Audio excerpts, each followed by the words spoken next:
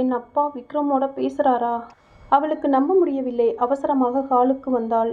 அங்கே மூவரும் ரமேஷ், கவிதா, விக்ரம் ஒரே வரிசையில் அமைதியாக அமர்ந்திருந்தனர். சிறிது இடைவெளிக்கு பிறகு அவனது குரல் மேலும் தைரியமாகியது. நீங்க உங்க பொண்ணை எனக்கு கொடுங்க, நான் அவளை நல்லா பார்த்துக்குவேன். ரமேஷ் இவன் எப்படி இப்படி தைரியமாக சொல்கிறான் என்று அவர் யோசித்தார். அந்த நேர்மையை மறுப்பது இயலவில்லை. மகள் அவனை காதலிக்கிறாள், மனைவி வெளிப்படையாக ஆதரிக்கிறாள். அவர் மட்டும் அதை மறப்பது நியாயமா? மேலும் விக்ரம் அவருக்கு பிடித்த பையன், தன்னம்பிக்கை, உழைப்பை அணைத்து கொண்ட பையன். சிறிது நேரம் அமைதியாக இருந்தவர் புன்னகையுடன் சொன்னார், சரி, உன் அம்மாவை ஒரு நாள் கூட்டிட்டு வா, கல்யாணம் எப்போ வைக்கலாம்னு பேசலாம். கணம் ஆராதனா வேகமாக வந்து தந்தையை அணைத்து கொண்டாள். இவ்வளவு நாட்களாக மௌனமாக இருந்த மகள் இப்பொழுது கண் கலங்கி போனாள். அந்த காட்சியை பார்த்த விக்ரம், கவிதா இருவரின் மனமும் நிறைந்தது. மாலை நேரம் மண்டபம் மலரின் மனமும் விளக்கின் பிரகாசமும் சிரிப்பின் ஓசையும் நிறைந்திருந்தது. இருவரும் மேடையில் சந்தித்து பூமாலை பரிமாறினர். கண்களில் மௌனம்